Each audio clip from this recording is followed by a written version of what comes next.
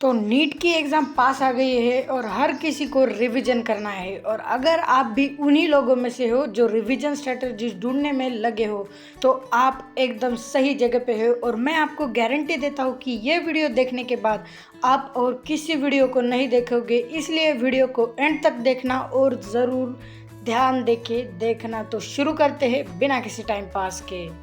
तो मेरा सबसे पहला पॉइंट है brush up all the basic concept thoroughly. तो अब तक आपका पूरा सिलेबस पढ़ के तो हो ही गया होगा। तो अब आपको क्या करना है, जो बेसिक्स कंसेप्ट है वो चाहे फिजिक्स की हो, केमिस्ट्री की हो या फिर बायोलॉजी की, आपको उसे एक बार रिवाइज कर लेना है और क्लियरली समझना है। और उसके बाद में ये जो आपने कंसेप्ट समझी है इन्हें अप्लाई करना है।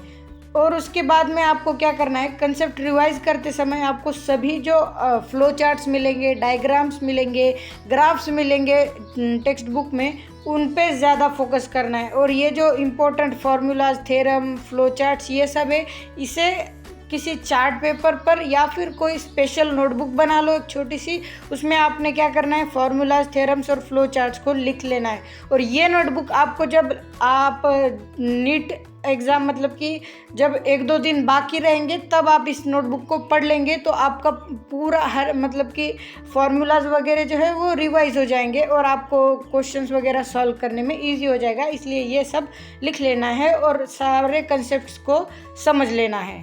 Second point is the right study material. तो अगर हम प्रीवियस ईयर क्वेश्चन पेपर्स को छान के देख ले तो हमें पता चलता है कि 80-90% क्वेश्चन जो है नीट एग्ज़ाम में पूछे जाने वो एनसीईआरटी बुक से ही पूछे गए हैं। तो रिवीजन करते समय हमारी फर्स्ट प्रायोरिटी रहेगी एनसीईआरटी बुक्स क्लास 11th और क्लास 12th की।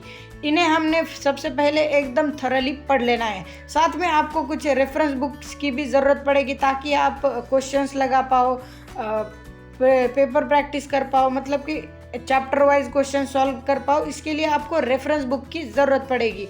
तो बायोलॉजी के लिए बेस्ट रेफरेंस बुक ये है। फिजिक्स के लिए आपको इन बुक्स का इस्तेमाल करना चाहिए और केमिस्ट्री के लिए ये बुक्स बेस्ट है। तो इन सभी बुक्स में से आप क्वेश्चंस भी सॉल्व कर लोगे और एनसीईआरटी को भी रिवाइज कर लोगे तो आपका एकदम सही स्टडी मटेरियल से आपका रिवीजन भी हो जाएगा। अब आप लोगों ने कंसेप्ट्स भी रिवाइज कर लिए, वो भी सही स्टडी मटेरियल से। तो अब आपको करनी पड़ेगी ज़्यादा से ज़्यादा प्रैक्टिस। और यही है मेरा third point, relentless practice. NEET questions को प्रैक्टिस करने से आपकी टेस्ट टेकिंग स्किल्स इंप्रूव होगी। आपको पता चलने लगेगा कि क्या आप सही समय में क्वेश्चन सॉल्व कर रहे हैं, क्या आपको क्वेश्चन सॉल्व करने में जितना टाइम चाहिए उससे ज़्यादा तो नहीं लग रहा, जो क्वेश्चंस आपसे नहीं हो रहे वो क्यों नहीं हो रहे, क्या आपको नॉलेज की कमी है या फिर केयरलेसनेस, ये सब चीज़ें आपको समझ में आने लगेगी। तो अब हम बढ़ते हैं नेक्स्ट पॉइंट की तरफ जो कि है रेगुलर मॉक टेस्ट। तो अब अगर आपको अच्छे नंबर लाने हैं नीट एग्ज़ाम में तो आपको प्रीवियस ईयर पेपर्स और मॉक टेस्ट सॉल्व करना बहुत ज़्यादा ज़रूरी है। इससे आपको एक क्लियर आइडिया आ जाएगा एग्ज़ाम पैटर्न का, एग्ज़ाम की डिफ़िकल्टी लेवल, किस तरह के क्वेश्चंस पूछे जाते हैं, इंपॉर्टेंट कंसेप्ट्स, इन सब के बारे में।